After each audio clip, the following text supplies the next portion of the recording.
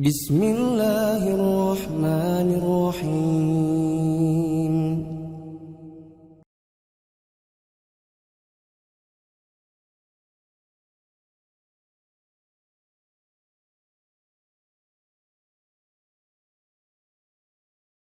Bismillahirrahmanirrahim.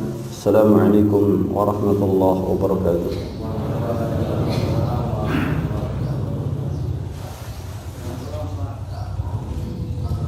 Innal hamdalillah nahmaduhu wa nasta'inuhu wa nastaghfiruh wa na'udzu billahi min shururi anfusina wa min sayyiati a'malina.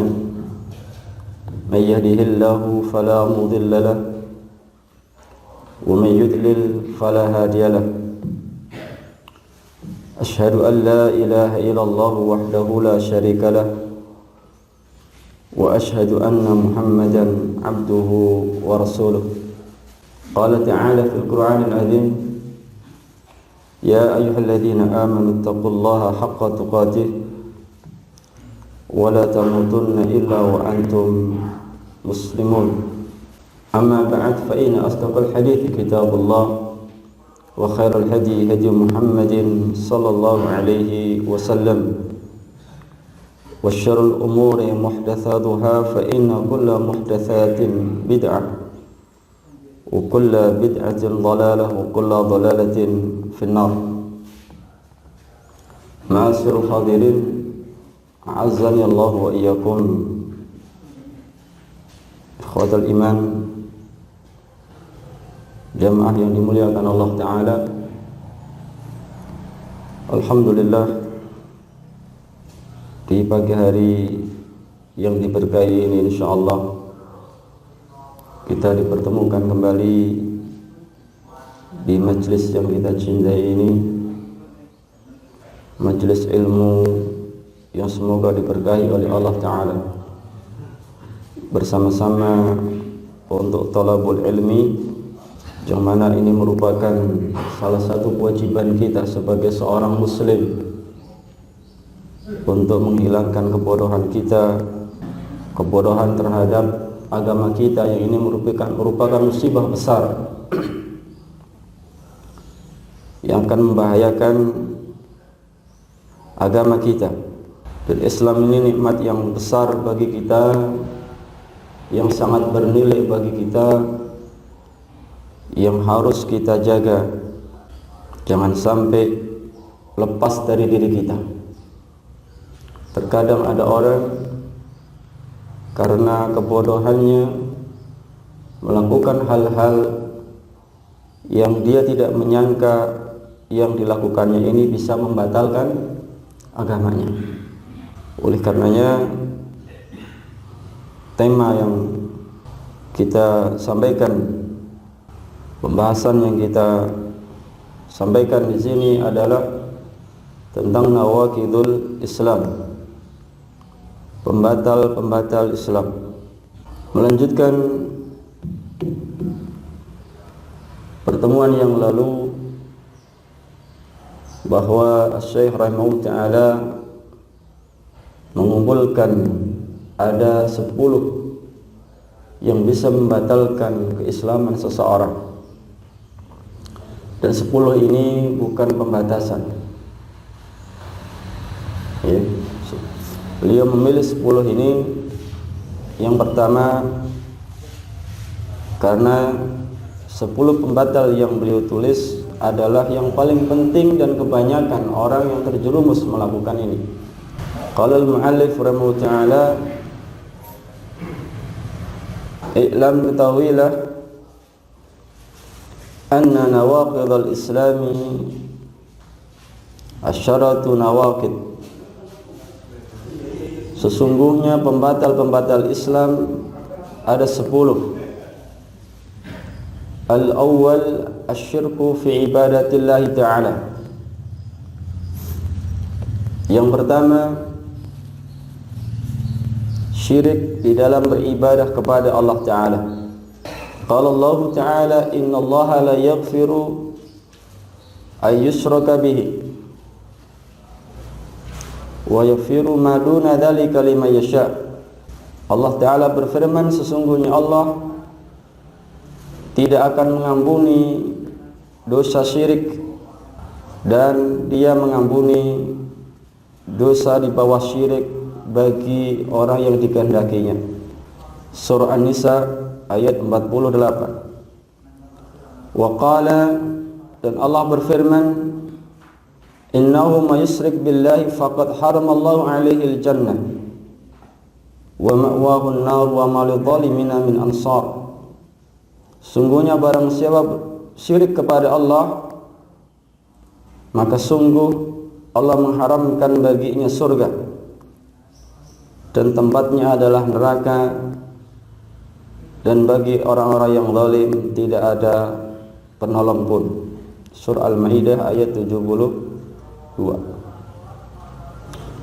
Wa minhu adzabhu li ghairillahi, dan di antara syirik adalah menyembelih untuk selain Allah. Adzabhu li ghairillah. Kaman yadhbahu lil jinni, sebagaimana orang yang menyembelih diperuntukkan untuk jin. Awil qabri, atau menyembelih ditujukan untuk kuburan. Wa ashharuha asyirku fi ibadatillah, dan yang paling masyhur, yang banyak adalah syirik di dalam beribadah kepada Allah. Ikhwatul iman rahimani wa rahimakumullah. Mu'allif rahimahullah ta'ala menyebutkan ada 10 pembatal Islam, dan ini bukan pembatasan. Yang pertama, yang paling banyak dilakukan oleh manusia adalah syirik kepada Allah Ta'ala di dalam beribadah. Asyirku sarfu zai'in min anwa'illahil ibadah. Syirik ini memberikan sesuatu jenis dari ibadah li ghairillahi, untuk selain Allah. Dan syirik ini ada 2. Yang pertama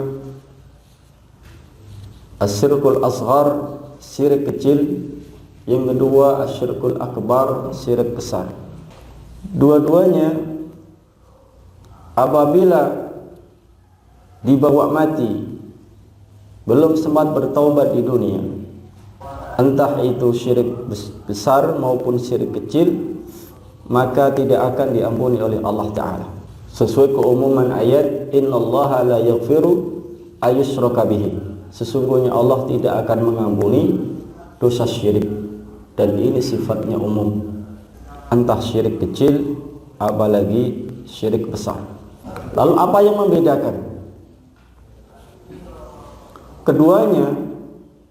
Syirik kecil maupun besar tidak akan diampuni oleh Allah Ta'ala ketika kedua dosa ini dibawa mati. Adapun di dunia tentunya Allah Ta'ala akan menerima taubat sebesar apapun dosanya. Tidak hanya syirik kecil, termasuk syirik besar. Kalau orang tersebut bertaubat kepada Allah Ta'ala dengan taubatan nasuha, Allah akan mengampuninya. Maksud tidak akan diampuni adalah dosa ini dibawa mati, di dunia belum sempat bertaubat. Syirik kecil maupun besar tidak akan diampuni oleh Allah Ta'ala. Yang membedakannya, kalau kesyirikan ini adalah asyirkul akbar, syirik besar, maka pelakunya ini akan disiksa di neraka dan kekal selamanya, waliyadzubillah. Adapun kalau syirik kecil, tetap dia akan disiksa, akan tapi tidak kekal di neraka. Jadi dosa syirik ini secara umum, entah kecil maupun besar, ketika dibawa mati diancam dengan siksa. Kemudian Allah melanjutkan ayatnya, wa yaghfiru ma duna dzalika liman yasha, dan Allah mengampuni dosa di bawah syirik bagi siapa saja yang dikehendakinya. Ada orang mati membawa dosa zina, mati membawa dosa pernah minum khamr, mati membawa dosa melakukan riba. Dosa ini dibawa mati di dunia belum sempat bertaubat, maka fi masyiatillah, dia berada di bawah kehendak Allah Ta'ala. Kalau Allah mengampuni akan Allah ampuni dosanya, kalau Allah berkehendak menyiksanya akan disiksa sesuai dengan kadar dosanya. Ya, jadi selain syirik, maka ada kemungkinan Allah mengampuninya.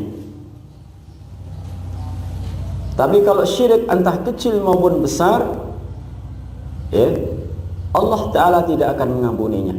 Ini menunjukkan bahayanya dosa syirik. Lalu apalagi yang membedakan antara syirik kecil dan syirik besar? Ya, bahwa syirik besar akan menghapuskan seluruh amal. Orang sholat 5 waktu, berpuasa, berhaji, bersedekah, ketika dia melakukan syirkul akbar, syirik besar, maka terhapus semua ibadah tadi. La in asyrakta la yahbatanna 'amaluka wa la takunanna minal khasirin. Sungguh jika kamu, kitabnya adalah Nabi sallallahu alaihi wasallam, sungguh jika kamu Muhammad, ya, melakukan syirik, yakni syirik besar, akan terhapuslah darimu seluruh amalanmu dan kamu termasuk orang yang rugi di akhirat. Ini Nabi, apalagi selain Nabi, ancaman berat. Adapun, ya, kalau syiriknya adalah kecil, asyirkul ashar, maka yang terhapus hanya amalan yang disisipi oleh kesyirikan tersebut. Ya. Asyirkul ashar ini ada yang pertama asyirkul khafi, syirik yang tersembunyi, seperti riya, tidak kelihatan, pamer, sum'ah. Ya. Nabi SAW pernah datang, para sahabat sedang membicarakan tentang bahayanya Dajjal. Kita tahu Dajjal ini sangat berbahaya, fitnah besar. Bahkan setiap para nabi meringatkan umatnya akan bahaya Dajjal. Ya, termasuk kita juga diperintahkan untuk berlindung dari bahayanya fitnah Dajjal dalam salat kita. Di Nabi SAW datang, para sahabat sedang bicarakan tentang bahayanya Dajjal. Maka Nabi SAW menyatakan, maukah aku beritakan pada kalian, aku beritahukan pada kalian sesuatu yang lebih berbahaya daripada Dajjal? Bala ya Rasulullah, tentu, apakah itu wahai Rasulullah? Asyirkul khafi, syirik yang tersembunyi. Ya, lalu Nabi SAW menyebutkan ar-riya, pamer. Karena rajul yusalli wa yuzayyinu salatahu, ada orang dia salat lalu memperbagus salatnya karena dilihat oleh manusia. Riya, pamer ini lebih berbahaya daripada fitnah Dajjal. Maka salat yang disisipi riya, dari awal dia salat disisipi riya, atau di tengah-tengah salat tersisipi riya, pamer, dan dia tidak berusaha untuk melawannya, maka batal salatnya. Bersedekah disisipi riya, maka batal sedekahnya. Adapun ibadah yang lain, baca Al-Quran dia, puasa dia, tidak batal. Yang batal hanya sebatas amalan yang disisipi oleh riya tersebut, oleh pamer tersebut. Dan dosa ini kalau dibawa mati, dosa riya ini dibawa mati, belum sempat bertaubat di dunia, terbawa sampai mati, maka tidak ada ampunan. Allah tidak akan mengampuninya, karena termasuk dosa syirik, meskipun syirik kecil. Ini pendapat yang rajih, sebagaimana yang dipilih oleh Syekh Shalih Fauzan hafizahullah taala. Berbeda dengan dosa yang lain. Jadi syirik kecil ini jangan lihat kecilnya, lihat kata syiriknya. Ya, dibanding dosa yang lain dengan riba misalnya, dosa berzina, itu lebih berat dosa syirik meskipun asyirkul ashar. Kenapa? Karena dosa yang lain tadi masih ada kemungkinan Allah mengampuninya, sehingga orang itu dibebaskan dari siksa. Tapi dosa syirik tersebut yang dia bawa mati, meskipun dikatakan asyirkul ashar, tidak akan diampuni oleh Allah Ta'ala. Waliyadzubillah. Berarti ya, dia berhak ya, akan disiksa di neraka sesuai dengan kadar dosanya, kadar riyaknya, kadar pamernya. Maka ikhwatul iman, memperbaiki tauhid kita ini sangat penting sekali. Ya, harus ada mujahadah. Tidak hanya syirik besar, termasuk syirik kecil. Ya, syirik kecil, syirik diantaranya syirik khafi. Di antara syirik kecil syirkul alfad, syirik yang keluar dari lafaz. Misalnya bersumpah dengan nama selain Allah. Ya, dia bersumpah, ya, demi orang tuaku, demi Rasulullah, ya, demi bangsaku. Ya, intinya bersumpah dengan nama selain Allah, maka jatuh pada kesyirikan. Sesuai dengan sabda Nabi sallallahu alaihi wasallam, "Man halafa li ghairillah faqad kafara aw asyraka." Barang siapa bersumpah dengan nama selain Allah, maka dia telah melakukan kekufuran atau kesyirikan. Akan tapi syirik asghar. Orang mengucapkan, ya, kalau dalam bahasa Arab, laulaka, seandainya bukan karena kamu, ya, seandainya bukan karena kamu, maka ini tidak mungkin terjadi. Seandainya tidak ada sampeyan, ya, ini rumah kebobolan maling, ini sudah masuk dalam ucapan syirik kecil. Ya, maka berhati-hati ikhwatul iman, kita harus bersihkan, ya, diri kita dari kesyirikan yang kecil maupun yang besar.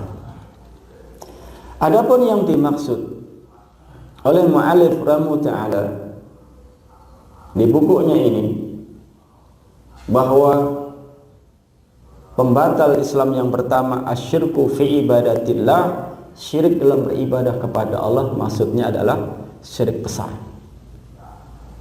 Ya, karena syirik besar akan menghapuskan seluruh amal. Puasa dia, sholat dia, haji dia, sedekah dia, semua hangus. Dan dia, ya, telah keluar dari Islam dan akan kekal di neraka. Adapun syirik kecil tadi perbedaannya apa? Amalannya yang batal hanya yang disisipi syirik tersebut. Kemudian orangnya tetap masih muslim. Kemudian yang ketiga, dia tidak kekal di neraka. Ini yang membedakan antara syirik kecil dan syirik besar. Kemudian beliau memberikan dua dalil. Yang pertama surat An-Nisa ayat 48, innallaha la yaghfiru ayyushraka bihi wa yaghfiru ma duna dzalika liman yasha.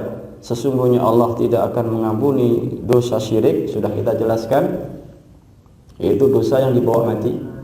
Adapun di dunia dia bertaubat, Allah akan terima taubatnya. Wa yaghfiru ma duna dzalika liman yasha, dan Allah ini mengampuni dosa di bawah syirik bagi yang dikehendakinya. Dalil yang kedua surah Al-Maidah ayat 72, innahu may yusyrik billah faqad haramallahu alaihi al-jannah wa ma'wahu an-nar wa ma lidh-dhalimin min ansar. Sungguhnya barang siapa syirik kepada Allah, maka Allah mengharamkan baginya surga. Mengharamkan baginya surga berarti, neraka. Waliyadzubillah. Wa minhu adzabhu li ghairillah. Beliau memberikan contoh menyembelih untuk selain Allah.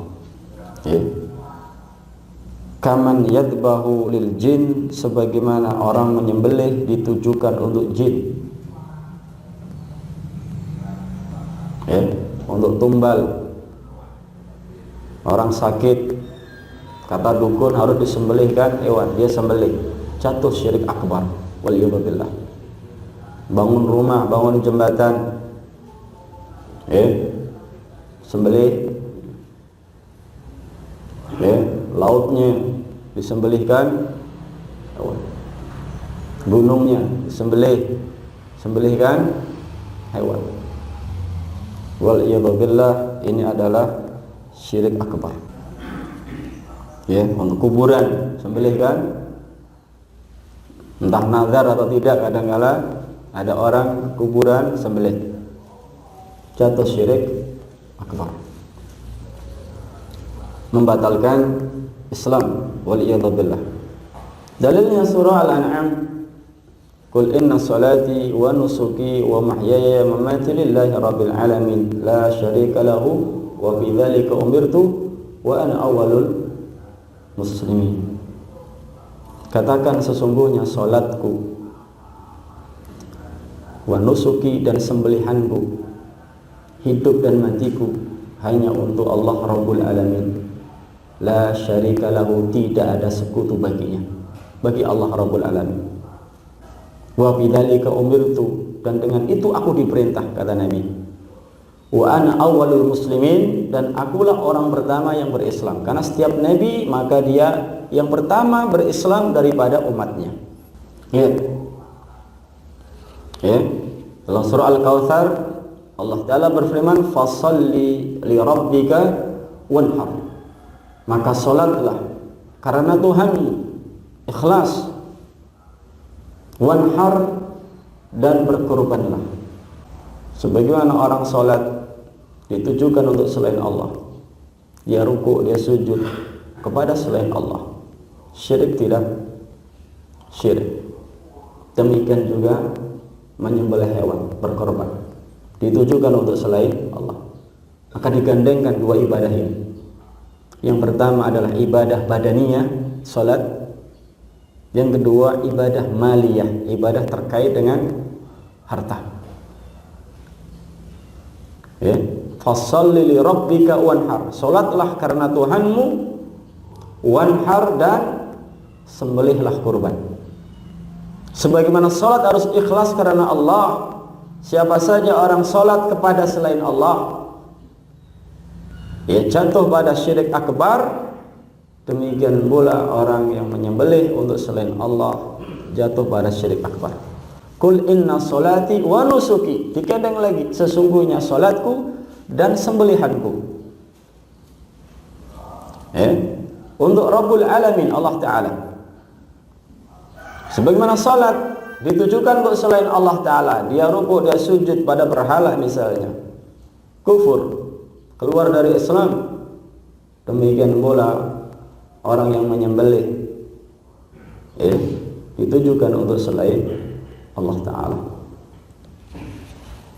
Maka berhati-hati ikhwatal iman, ya, kadang hal ini dianggap lumrah, padahal dampaknya sangat berbahaya bagi keselamatan kita. Ya, jangan yang jadikan ukuran adalah lumrah umum di masyarakat. Yang jadikan barometer adalah Al-Quran wa Sunnah. Ketika Al-Quran menyatakan bahwa berkorban, menyembelih hewan hanya untuk Allah Ta'ala, tidak boleh ditujukan untuk selain Allah. Apabila ditujukan untuk selain Allah maka jatuh syirik akbar. Kita pegang ini, walaupun kebanyakan orang menganggap lumrah. Mau bangun rumah biar selamat, tidak diganggu jin, sembelih hewan. Supaya laut, penguasa lautnya tidak ngamuk, setiap ini disedekah laut, sembelih hewan. Gunungnya juga disembelihkan. Wal'iyadzubillah, hal ini dianggap lumrah, bahkan termasuk budaya yang dilestarikan. Ya, wal iyadzubillah, apabila kesyirikan dijadikan sebagai budaya dan yang dilestarikan, ini musibah besar bagi kita, ya, umumnya bagi bangsa Indonesia. Ya. Ada perkataan bagus Al-Imam Nawawi rahimahullah ta'ala, karena mungkin ada orang ahli Wahabi, ya, dikira seperti ini Wahabi. Ya. Saya akan sampaikan bagaimana Imam Nawawi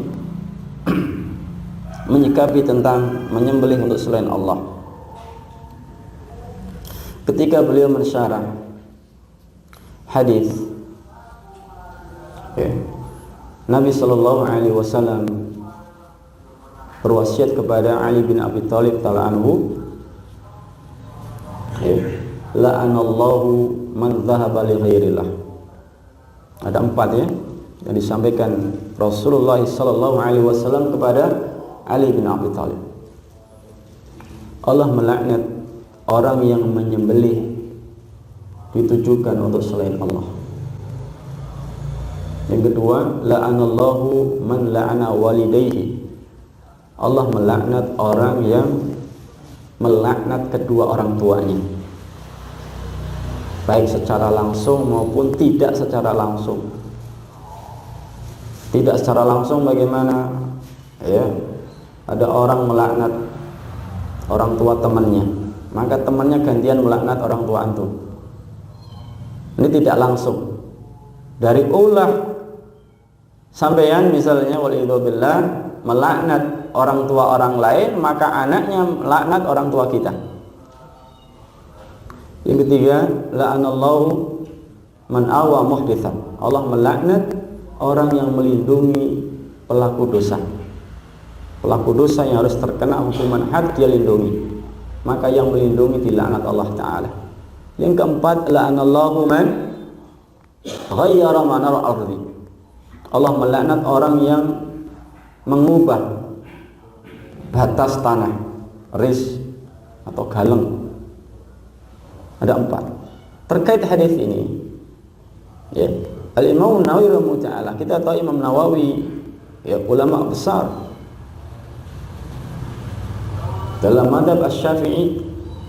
Pendapat-pendapatnya ini muktabar, bahkan apabila berseberangan dengan Imam Ar-Rafi'i yang sama-sama dalam mazhab Asy-Syafi'i, maka yang dikuatkan adalah pendapatnya Imam An-Nawawi rahimahullah ta'ala. Di dalam syarah Sahih Muslim beliau mengatakan, wa amadzabhu li ghairillah, dan adapun menyembelih untuk selain Allah. Saya sampaikan ini supaya tidak ada image bahwa yang kita jelaskan tadi ini ideologinya Wahabi. Saya sampaikan bagaimana pendapatnya dalam mazhab Asy-Syafi'i, dalam hal ini diwakili oleh Al-Imam Nawawi rahimahullah ta'ala. Wa madzaqu li ghairillah, dan adapun menyembelih untuk selain Allah, fal muradu bihi an yadbaha bismi ghairillah ta'ala, maka maksudnya adalah menyembelih dengan nama selain Allah. Kaman dhahaba lis-sanami, seperti ada orang menyembelih, ya, dengan menyebut nama berhala, awis salibi, atau dengan menyebut salib, auli Musa auli Isa, atau dengan menyebut nama Isa atau nama Musa. Nasrani nyembelih bismi Isa, dengan nama Isa, demi Yesus. Bi Musa, demi Musa, dia sembelih. Maka yang seperti ini masuk dalam kategori hadis tadi, dilaknat oleh Allah Ta'ala. Sallallahu alaihi wa aulil Ka'bah wa nahwi dzalik, atau dengan nama Ka'bah, dia menyembelih dengan menyebut bismi Ka'bah, dengan nama Ka'bah, maka jatuh dengan ancaman hadis tadi, dilaknat oleh Allah Ta'ala. wa nahwi dzalik, dan yang sejenis itu. Fakulu hadza haramun, maka semua ini haram hukumnya. Wala tahillu hadhihi dzabihatu, dan sembelihannya, dagingnya ini tidak halal. Sawa'un kana dzabihu musliman aw nasraniyan aw yahudiyan, baik yang menyembelihnya ini orang Islam, orang Nasrani atau Yahudi. Ingat Pak, sembelihannya ahli kitab itu halal. Yahudi, Nasrani sembelihannya halal. Tapi ketika menyembelihnya ini dengan menyebut selain Allah, maka sembelihannya, dagingnya adalah haram. Nassa alaihi Syafi'i, Imam Syafi'i telah menaskan atas hal ini. Menaskan itu menetapkan. Kalimat nas ini berarti sudah sangat tegas. Wattafaqa alaihi ashabuna, dan disepakati oleh ashabuna, ashabnya Syafi'i, itu para seluruh ulama Syafi'i. Ini yang pertama. Jadi nyembelihnya menyebut nama selain Allah, maka sembelihannya haram, tidak halal, perbuatannya juga haram. Dan ini dinaskan oleh Imam Syafi'i sendiri dan disepakati oleh seluruh ulama mazhab Syafi'i. Lanjutannya, fa in qasada ma'a dzalika ta'dhimal madhbuhi lahu ghairillahi ta'ala, dan jika tujuannya, niatnya bersama hal itu dengan mengagungkan yang ditujukan sembelihan, madbuh, menyembelih, ya misalnya bismi Ka'bah, ya ditujukan untuk mengagungkan Ka'bah, bukan Allah Ta'ala. Bismi salib, dengan nama salib, sembelih nih, ditujukan, diniatkan untuk mengagungkan salib. Ya, bismi Isa, bismi Yesus, dia nyembelih dengan menyebut dengan nama Isa, Yesus. Ya, diniatkan untuk mengagungkan Yesus. Jadi diiringi dengan hal itu. Wal ibadata lahu, dan juga diniatkan untuk beribadah kepadanya. Kana dzalika kufran, maka hal itu adalah kekufuran. Fa in kana dzabihu musliman, perhatikan ini akhir kalimat beliau, fa in kana dzabihu musliman, maka jika yang menyembelih ini seorang muslim, ya, qabla sara, sebelum itu dia adalah muslim, ya, qabla sara dzabhu, ya, murtadan, maka setelah menyembelih itu dia menjadi murtad. Ya, jelas tidak ini? Tadinya muslim sebelum menyembelih ini, ketika menyembelih, ya, tidak hanya menyebut selain Allah, tapi ada niat, diiringi niat, ada tambahan. Kalau yang pertama hukumnya haram, tidak syirik, ya, atau jatuh syirik kecil, tidak menyebabkan murtad. Tapi beliau melanjutkan, ya, kaulnya, perkataannya, kalau fa in qasada ma'a dzalika ta'dhimal madbuh, kalau ketika nyembelih ini, ya, dia iringi dengan apa? Mentakzim, mengagungkan yang ditujukan untuk sembelihan ini, ya, dan juga diniati untuk beribadah kepada selain Allah, ya, dia nyembelih untuk jin misalnya. Ada orang sakit, kata tabibnya, ini harus disembelihkan kambing, harus disembelihkan ayam, dia sembelih. Berarti untuk siapa? Bukan untuk Allah Ta'ala, ya. Fa in kana dzabihu musliman, kalau yang menyembelih ini tadinya muslim, ya, setelah menyembelih murtad, dan dia menjadi murtad, artinya apa? Keluar dari Islam. Apa kemudian kita katakan berarti Imam Nawawi adalah Wahabi? dengan hal ini? Ya, karena ini fitnah besar ya. Sehingga banyak orang takut untuk belajari, untuk membuka, membaca. Orang haji diwanti-wanti, jangan nanti kalau dibagi buku gratis, jangan terima, buang tong sampah. Ini banyak sama.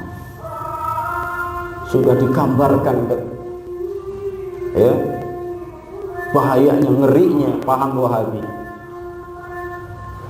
Ya, sampai ya jangan mempelajari termasuk nawaqidul Islam, nanti jadi tukang mengkafirkan ya, wal'idzubillah. Ini jamaah yang dimuliakan Allah Ta'ala ya.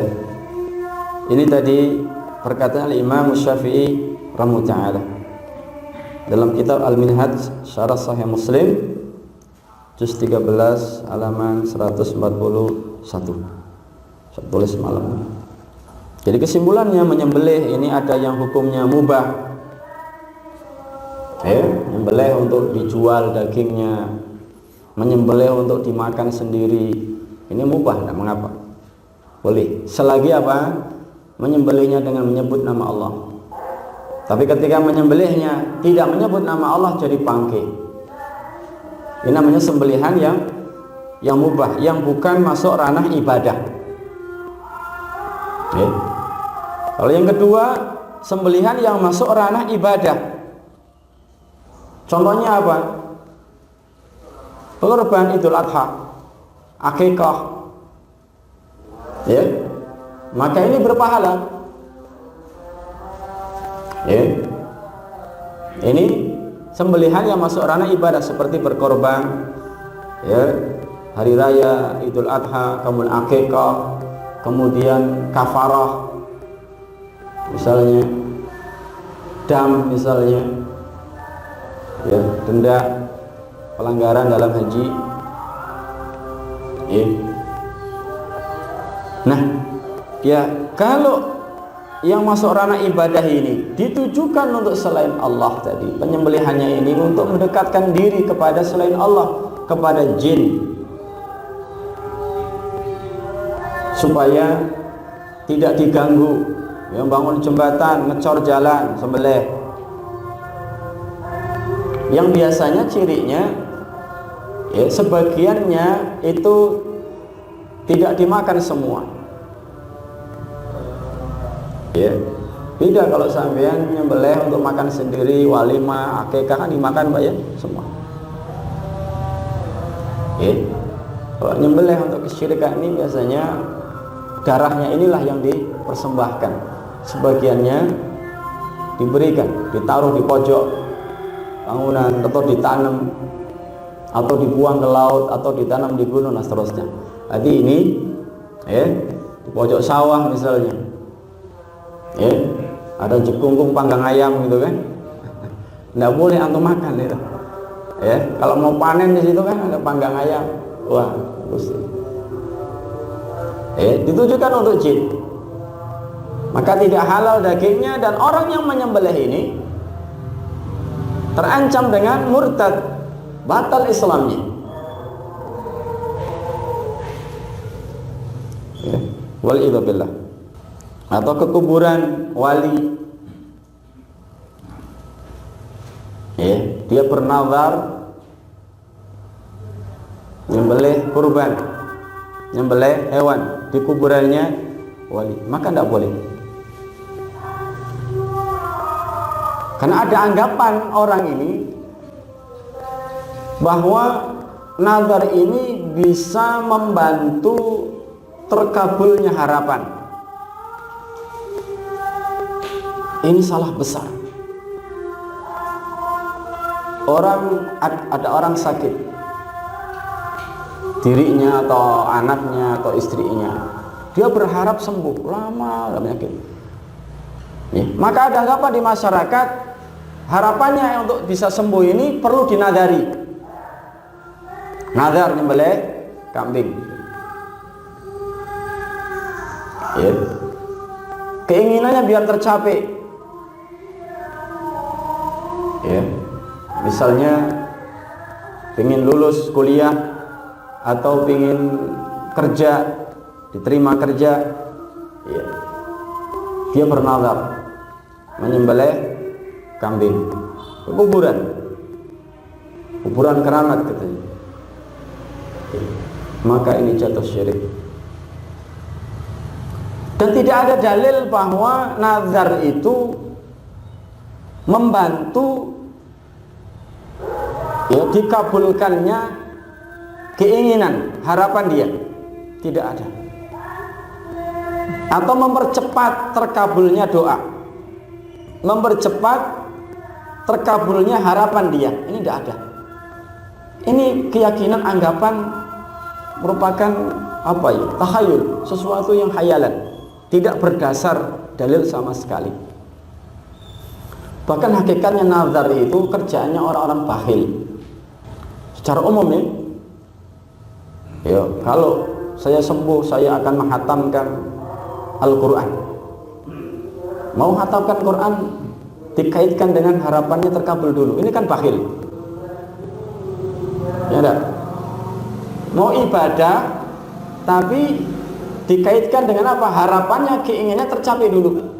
Kalau saya lulus ujian, kalau saya bisa menikahi fulana, saya akan berpuasa Senin Kemis selama 3 bulan. Mau puasa Senin Kemis saja nunggu keinginan tercapai, maka ini kerjaannya orang bakhil. Jadi nazar itu tidak ada kaitannya dengan bisa mempercepat keinginan, harapan seseorang terkabul, tidak ada. Ini termasuk takhayul. Bahkan dalam hadis sahih Al-Bukhari dan Muslim,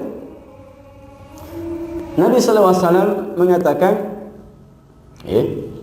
inna nadhra la yuqaddimu syai'an wa la yuakhiru. Sesungguhnya nazar itu tidak bisa mempercepat atau mengakhirkan sesuatu. Wa innama istakhraju minal bakhil. Tapi nazar itu hakikatnya dilakukan oleh orang yang bakhil. Lihat, dalam hadis ini Nabi mengatakan bahwa nazar itu tidak bisa mempercepat sesuatu atau mengakhirkan sesuatu. Kalau kita punya harapan ingin terkabul keinginan kita, bukan dengan nazar, berdoa kepada Allah Ta'ala, ya, bisa ditawasuli dengan tawasul yang masyru' seperti beribadah kepada Allah Ta'ala.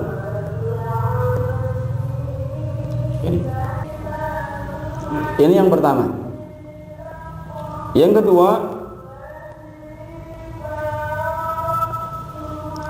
qala rahimahullah, pembatal keislaman yang kedua,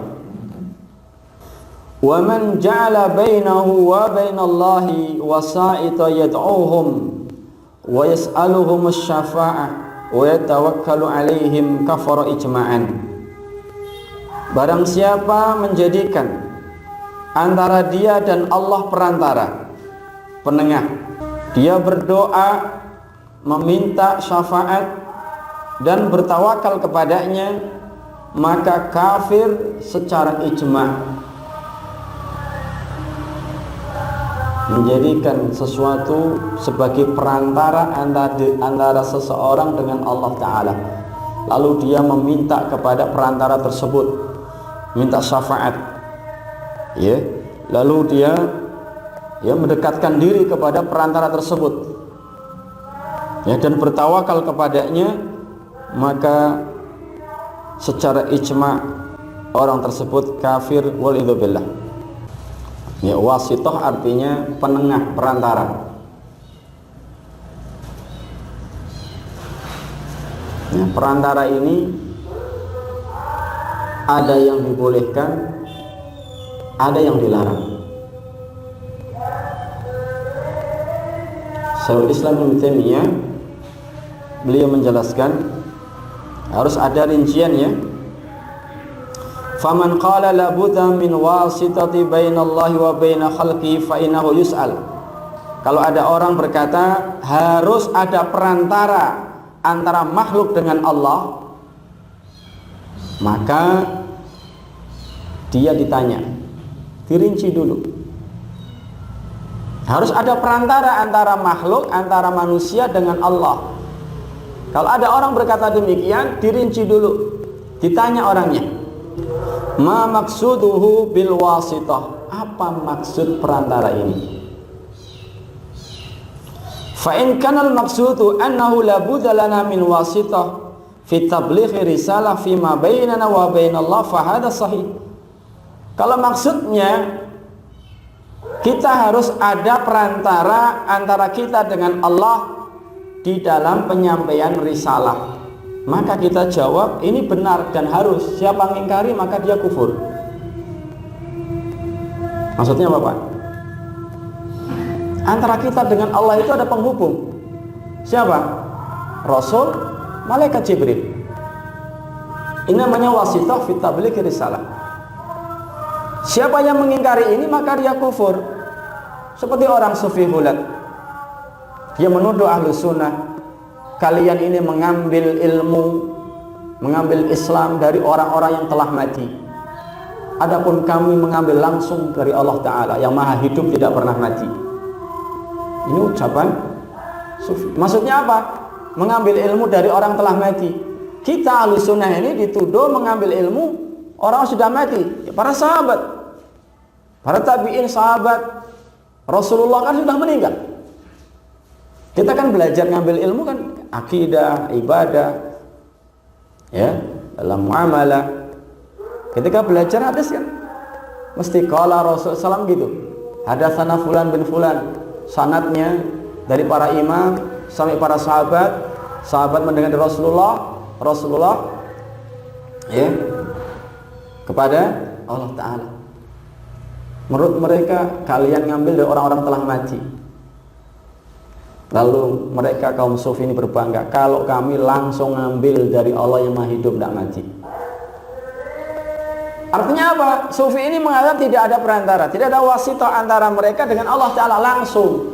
Ini kufur, menyalahi sekian banyak ayat Al-Quran. Apa gunanya Allah mengutus para rasul menyampaikan ya wahyu pada kita? Ya, jadi itu maksudnya. Maksud wasithah perantara kita rinci dulu.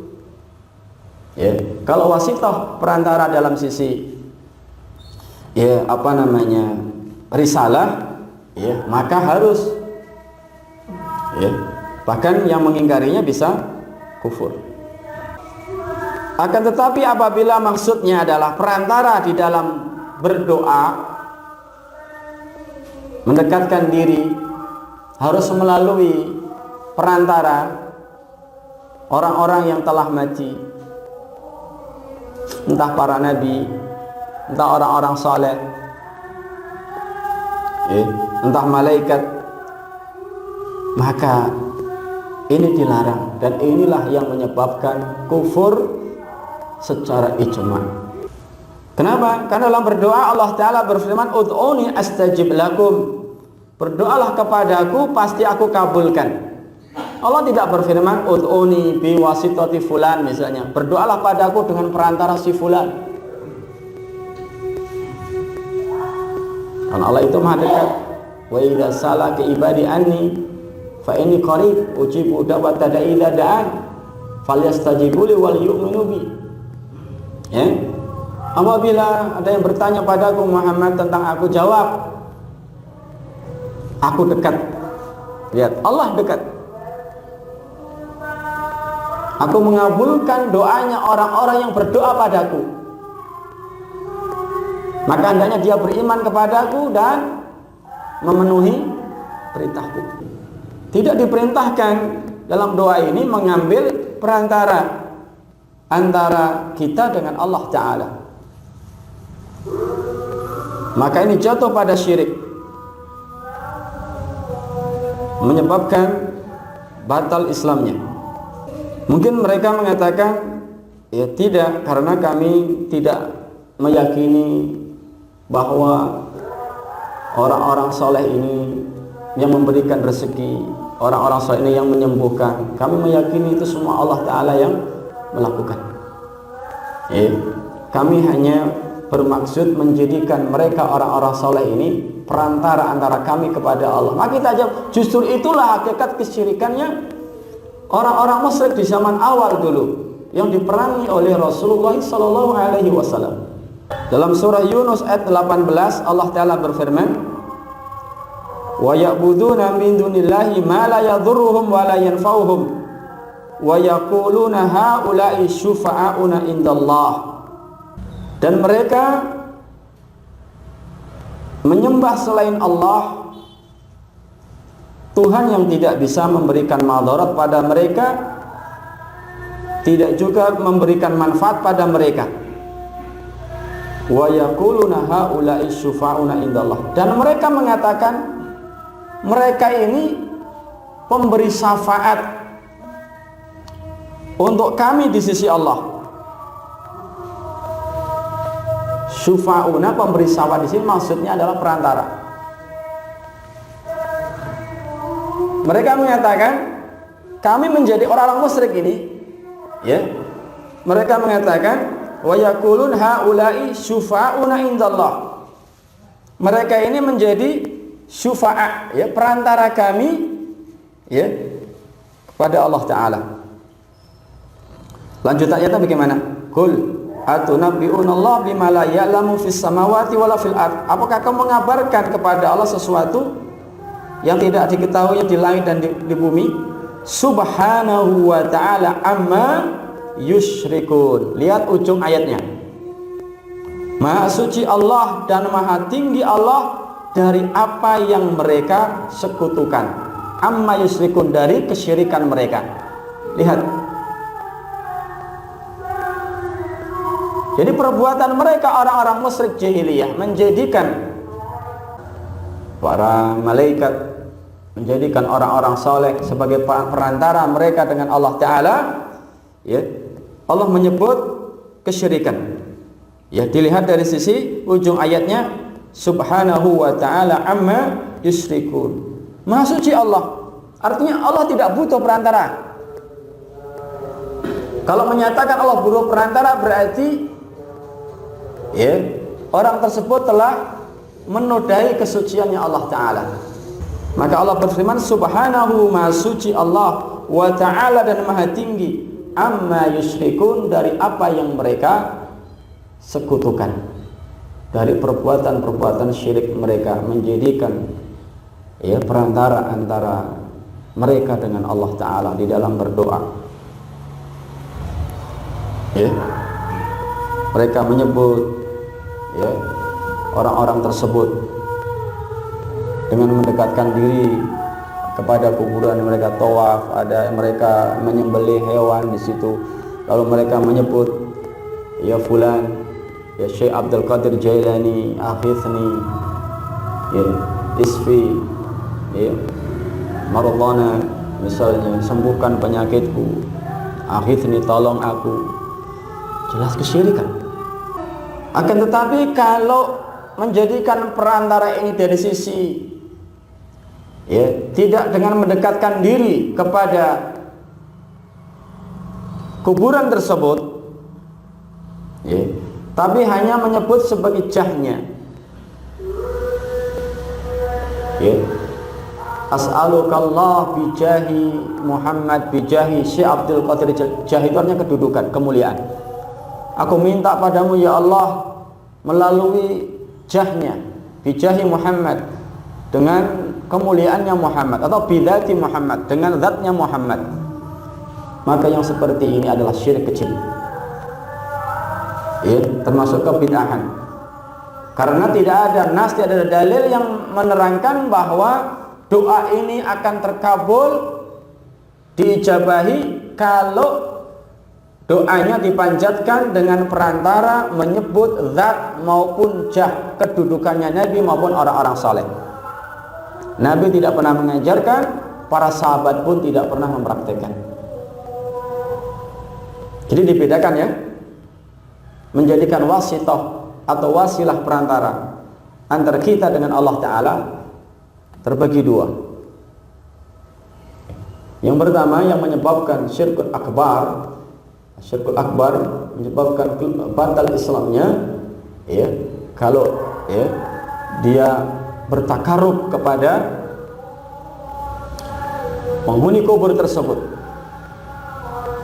memanggilnya, menyerunya, berdoa, ya, lalu mendekatkan diri kepadanya dengan i'tikaf di situ, dengan mengusap-usap kuburnya atau kubahnya, ya.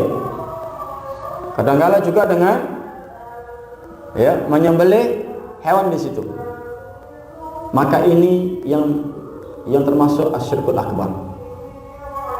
Tapi kalau dia datang ke situ dengan berdoa kepada Allah, ya, dengan menyebut Allahumma ini as'aluka bijahi Muhammad atau bidati Muhammad atau bijahi Syekh Abdul Qadir Jalani, bijahi Arifai atau yang lain, ya, dia minta pada Allah Ta'ala, lalu dengan menyebut melalui kedudukan kemuliaan nabimu, kedudukan Syekh Abdul Qadir Jalani, yang seperti ini, ya, bukan syirik akbar, syirik kecil yang akan menyeret orang tersebut, ya, menuju syirik akbar, termasuk kebid'ahan, karena doa seperti ini tidak dicontohkan oleh Nabi Sallallahu Alaihi Wasallam. Bisa dibedakan, Pak, ya? Nah, nanti mereka punya dalil, bukan dalil, ya, tapi syubhat, ya. Mereka menyiapkan argumen kalau hal itu adalah dibolehkan. Ini yang disebut dengan syubhat, ya. Baik argumen secara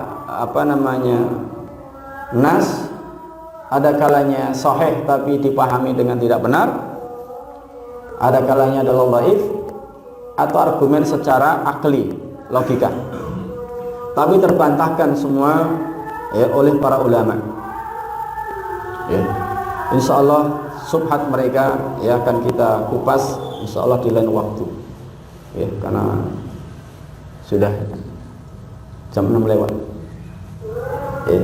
Jadi ada dua pembahasan meneruskan yang kemarin, ya, pembatal keislaman. Tujuannya Bapak Ibu sekalian, kita belajar ini untuk mewaspadai diri kita supaya tidak terjerumus pada, ya, perbuatan-perbuatan yang bisa membatalkan Islam kita. Adapun terhadap orang lain, ya, jangan mudah menjustifikasi, memvonis, ya, berhati-hati, karena ini ranahnya para ulama, ya, harus terpenuhi syarat-syaratnya, harus hilang penghalang-penghalangnya, ya, karena konsekuensinya sangat berat, ya. Allahu ta'ala a'lam bissawab, wa akhiru da'wana alhamdulillahi rabbil alamin. Ada tanya jawab? Ya. Ya. Assalamualaikum warahmatullahi wabarakatuh. Waalaikumsalam. Karena kita berdoa pertama berdiri, kadang kita misalnya sama teman ataupun bersama pasangan kita, sehingga kita kadang berpikiran yang penting yang kita bersatu. Misalnya kita berjualan sesuatu, kita berjual celana. Apa itu, Pak? Dengar. Dia jualan kita itu cepat laku, lalu kita meminta ataupun mendatangi suatu tempat ataupun dukun atau siapa yang kita percaya bisa mendatangkan suatu rezeki atau kelarisan kepada dagangan kita. Nah, itu menyebabkan keluar kita dari Islam atau dibatalkan. Terima kasih. Iya, ada pertanyaan. Ada orang bisnis, ya, berdagang supaya lancar, supaya laku, maka dia datang kepada orang pintar, ya, minta pegangan, apa namanya, ya, penglaris, apakah perbuatan ini menyebabkan batal Islamnya? Gitu maksudnya Pak ya? Ya. Perlu dirinci. Yang pertama, datangnya dia kepada orang pintar, ya, kepada dukun, menyebabkan sholatnya 40 hari tidak diterima Allah Ta'ala. Man ata kahinan arafan la tuqbalu sholatun arba'ina yauman aw kama qala, ya. Siapa saja datang kepada dukun paranormal, ya, tidak akan diterima salatnya 40 hari. Kalau sampai membenarkan ucapannya, faqad kafara bima unzila ala Muhammad sallallahu alaihi wasallam. Dia kufur terhadap apa yang diturunkan kepada Nabi Muhammad sallallahu alaihi wasallam, itu kufur pada Al-Qur'an. Kemudian yang kedua, ketika orang tersebut diberi penglaris, lalu dia meyakini bahwa penglaris inilah yang membuka rezeki untuk dia, yang melariskan dagangannya, maka ini syirik akbar. Karena dia telah memberikan kekhususannya Allah untuk selain Allah dari sisi rububiyah, ya. Memberikan rezeki ini kekhususannya Allah. Tidak ada selain Allah yang bisa memberikan rezeki. Jadi ini kekhususannya Allah Ta'ala. Termasuk dari rububiyahnya Allah adalah Allah memberikan rezeki. Innallaha yabsutu rizqa liman yasha' wa yaqdir. Sesungguhnya Allah ini yang melapangkan rezeki dan yang menyempitkannya. Ini kekhususan Allah, kemudian diberikan pada selain Allah. Ini yang bisa lancarkan rezeki. Berarti dia telah merampas haknya Allah Ta'ala, kekhususannya Allah diberikan kepada selain. Ini zalim dan ini syirik akbar. Ini yang pertama, maka perlu dirinci. Yang kedua, kalau dia mengatakan ini ikhtiar, ya saya yakin Allah itu yang berikan rezeki, saya ini cari sababiyah, ikhtiar, ya, dia simpan ini, ya, penglarisnya. Maka yang seperti ini adalah asyirkul asghar, syirik kecil. Orangnya tetap muslim, tidak batal Islamnya, tapi sudah membahayakan, bisa menyeret pada syirik akbar. Kalau dosa ini dibawa mati, tidak bertobat di dunia, tadi terkena ancaman siksa di neraka. Waliyadzubillah. Dan hal ini juga dianggap lumrah. Ini dosa-dosa yang dianggap lumrah. Pergi ke dukun, cari penglaris, ya, waliyadzubillah. Jadi perlu ada rincian seperti itu. Allah Ta'ala alam sekali. Ya. Kenapa dijadikan ini adalah syirik kecil? Karena orang tadi, ya, menyatakan bahwa ini sebab lancarnya rezeki. Orang tadi masih meyakini Allah sebagai zat yang berikan rezeki, ya. Nah, orang yang meyakini sesuatu yang tidak ditetapkan sebagai sebab oleh syariat lalu dia tetapkan, nah ini yang disebut nanti jatuh pada syirik kecil. Ya, menetapkan sebab yang tidak ditetapkan oleh syariat, ini syirik kecil. Ya, bisa dipahami Pak ya? Cukup? Ya, alhamdulillah kajian pagi hari ini mudah-mudahan bermanfaat untuk saya dan jamaah sekalian. Mudah-mudahan menjadi ilmu yang bermanfaat. Allah Ta'ala alam bisawab wa akhiru da'wana alhamdulillahi rabbil alamin. Wassalamualaikum warahmatullahi wabarakatuh.